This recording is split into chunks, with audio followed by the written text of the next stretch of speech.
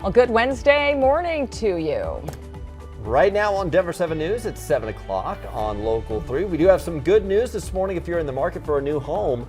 A new report from overnight shows that prices are dropping for the first time in a long time, but are they falling too fast? Well, those annoying robocalls could be a step closer to ending. That can't happen fast enough. Our Attorney General is going after the businesses behind those calls.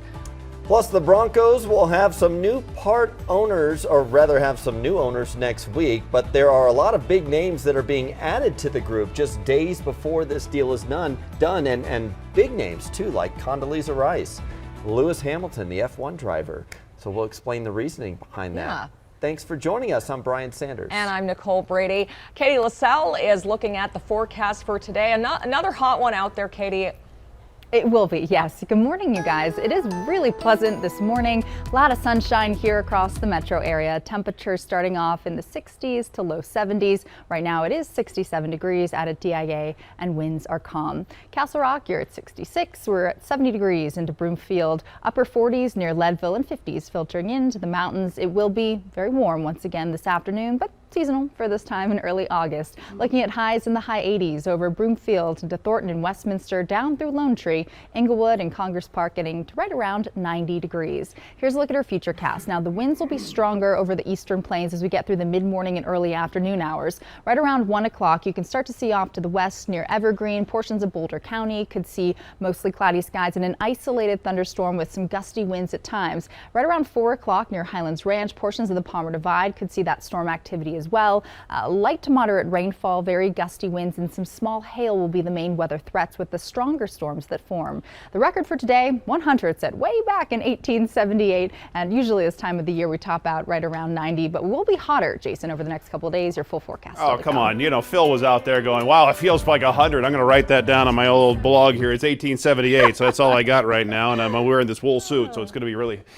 we do have a couple of problems for us here. We have one on the southbound side of Federal, right here at 6th Avenue, right as you would want to get onto westbound 6. It's a rollover crash from Air Tractor 7. It's right there, and you can see that we do have this one car. They just flipped it back on its wheel, so this transition to go to 6th Avenue is closed down from southbound and northbound Federal, so you'll have to use a Sheridan to get around that one. I guess you could also use I-25, but no other highway delays. There is a delay now coming out of Castle Rock, trying to get to Happy Canyon. Take a look from the camera. So right after the outlets, right after Castle Rock Parkway, you can see this crash in the left lane, so a lot of folks go sailing through here. So you're going to hit the brakes pretty hard coming just after the outlet, so watch out for that. A couple extra minutes on that trip up to the Denver Tech Center.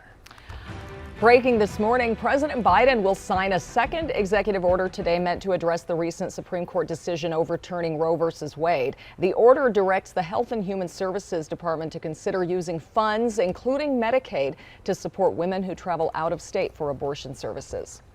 And as midterm elections approach, 5 primary contests from yesterday are setting up some of the biggest battlegrounds for November's election. Carrie Lake, an election denier backed by former President Donald Trump, won Arizona's GOP primary for governor in a race that turned into a proxy war between Trump and former VP Mike Pence. Pence had backed a different candidate in that race.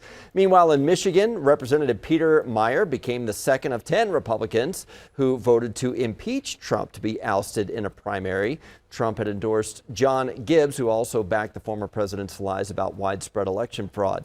And Republicans in Missouri are breathing a sigh of relief after State Attorney General Eric Schmidt won the wide open Senate primary. He was facing another Eric, former Governor Eric Greitens, who was attempting a political comeback after a sex scandal and accusations of abuse and campaign misconduct.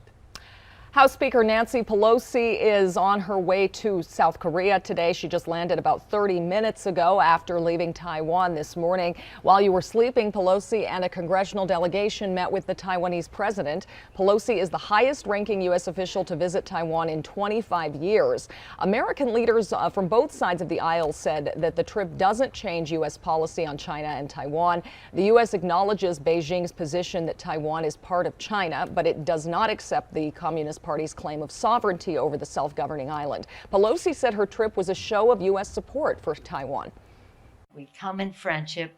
We thank you for your leadership. We want the world to recognize that. Pelosi also has a stop in Japan planned in the coming days. Well, new this morning, a just-released report finally has some better news for home buyers. Yeah, the big headline here, prices are going down. In fact, it's the most significant month-to-month drop we've seen in over a year. Local realtors say they're starting to see a shift in the Denver market. So Denver 7's Jessica Crawford has been looking through the numbers. What are the big takeaways here? Well, the Denver Metro Association of Realtors says that this is really still a seller's market here in Denver, but that things are looking much more hopeful for buyers. So here's a look at the numbers. They show active listings are up 21% from a month ago, with more than 5,600 active listings currently. Prices are still expensive, but down about 3% from last month. The average closing price is just over $781,000, and the close price to list price is just over 100%. So that means some people are paying below the list price, and some sellers are helping buyers in the face of high interest rates.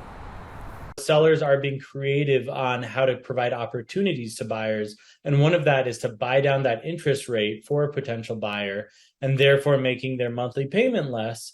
And then it's a closing cost that the seller can take on and everyone can win. Even with this progress, there are still just not that many houses available here in Denver. In fact, this city has one of the lowest vacancy rates across the entire country. Live in Denver, I'm Jessica Crawford, Denver 7. Yeah, and Jessica, thank you. If you already live in Denver, you're facing tough competition from out-of-state buyers. A study from Redfin found out-of-towners could spend nearly 12% more for home purchases than locals. Think the people coming from California who sell a very expensive house there and then they have more money here. So looking just at the numbers here, the average maximum budget for locals is just under $880,000. Out-of-towners, meanwhile, can spend $100,000 more than that on average. So as home prices fall, what about if you just bought a house, or if you're thinking of doing that soon? Should you wait or should you worry? Maybe not yet. Redfin says the top markets most at risk of seeing a housing downturn are Riverside, California, Boise, Idaho, Cape Coral in Northport, Florida, and Las Vegas. Denver was ranked 34th on this list.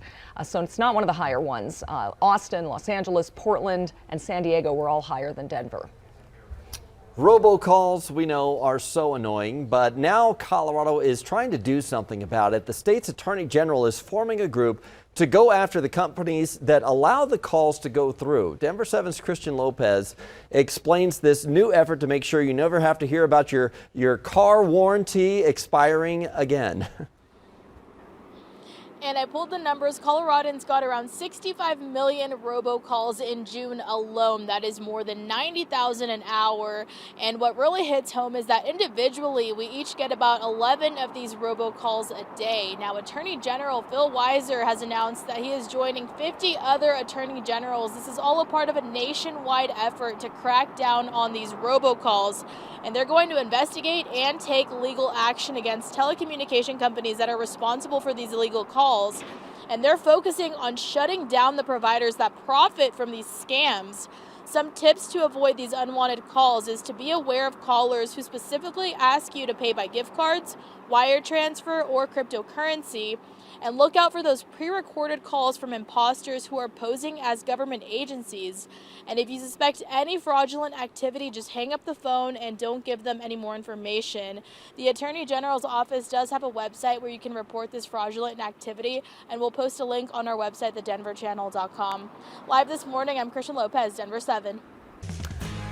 It's day 7 of Broncos training camp, but unfortunately they've had some bad luck. Wide receiver Tim Patrick tore his right ACL during team drills, and sadly he's now out for the season.